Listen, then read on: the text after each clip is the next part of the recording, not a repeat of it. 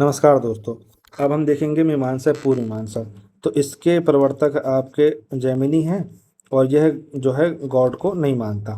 ठीक। अब इसमें हम एक चीज़ और देखेंगे कि इसके कुछ टीकाकार हैं। तो एक टीकाकार तो आप देखिए महर्षि जो प्रवर्तक जैमिनी हो गए, और टीकाकार एक प्रभाकर मिश्र हैं, कुमारिल भट्ट हैं और मुरारी मिश्र हैं।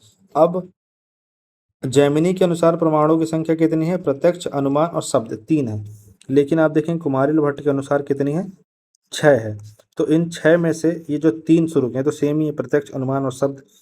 जो बाद के हैं उपमान, अर्थ उत्पत्ति, या अभाव या अनुपलब्ध प्रमाण। तो उपमान का मतलब क्या होता है? उपमा मतलब जैसे हम किसी को संज्ञा नहीं देते हैं उपमा, तो वैसे ही ये is just like a comparison करने जैसा है। ठीक है, कि हमने किसी को क्या कहते हैं, जैसे हमने बोला ना कि तुम चांद की तरह दिख रहे हो, तो चांद की तरह दिख रहा हो का मतलब खूबसूरत दिख रहे हो, शीतल दिख रहे हो, चमक रहे हो, इस टाइप से। तो ऐसे ही उपमा प्रमाण होता है। इसके बाद अर्थ उत्पत्ति प्रमाण, जैसे आपने कुछ बोला तो उससे किसी चीज़ की अर्थ की उत्पत्ति हो रही है। ठीक है। उसके बाद छठवा है अभाव या अनुपलब्ध प्रमाण। जैसे आपने बोला कि यार उस जगह में पानी नहीं था, तो मतलब ये हो सकता है कि वो जगह सूखा भी हो सकती है और निर्जन भी हो सकती है। ठीक। तो इस तरीके से अनुमान, अजम्पशन, प्रमाण इस प्रकार से काम करते हैं। आपको जैसे आपने देखा होगा ना कि शंकराचार्य जब उनके सामने बैठ के साक्षात करते हैं तो उन्होंने पूछा कि तुम कौन हो, तो वो बोलते हैं कि मैं कोई भी नहीं हूँ।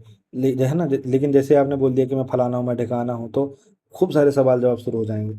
तो वो प्रमाण जो है ऐसे ही काम करते हैं कि आपको वो सत्य तक, मोक्ष तक लेके जाते हैं। अब इसमें अगला देखिए कि ईश्वर के बारे में क्या विचार हैं। तो ये अनीश्वरवादी दर्शन हो गया, ईश्वर की सत्ता को स्वीकार नहीं करते हैं। ठीक। अब पूर्व मीमांसा में ही ख्यातिवाद एक चीज आती है। ख्यातिवाद क्या है? किसी वस्तु या पदार्थ का अधूरा या भ्रमित ज्ञान होना, जैसे कि रज्जु को सर्प समझना, ये ख्यातिवाद होता है। ठीक। तो आई होप सो आप यहाँ पे जितने मैंने आपको इसके पहले अभी दर्शन करा दिए, ठीक, जितने षड दर्शन मैंने आपको बता दिए, तो आपको यहाँ पे एक बेसिक चीज़ ये समझनी है कि ये जितने भी षड दर्शन हैं, ठीक, तो इसमें ये पहली बात तो ये कि जो छह है इसके नाम याद होने चाहिए, इसके प्रवर्तकों के नाम याद होने चाहिए, कौन गॉड को मानता है कौन गॉड को नहीं मानता, ये याद होने चाहिए। इसके अलावा आपको बेसिक सा, जैसे परमाणुवाद का सिद्धांत किस में होगा, तो वैशेषिक दर्शन में होगा। फिर ख्यातिवाद का सिद्धांत किस में है, तो पूर्व मीमांसा में। सत्कार्यवाद का, परिणामवाद का, द्वैतवाद का सिद्धांत किस में है, तो सांख्य दर्शन में है। अष्टांग योग किस में है, तो योग दर्शन में। तो ये बेसिक चीज़ें बस आपको पता होनी चाहिए। ठीक। तो thank you so much for watching this video. Have a nice day.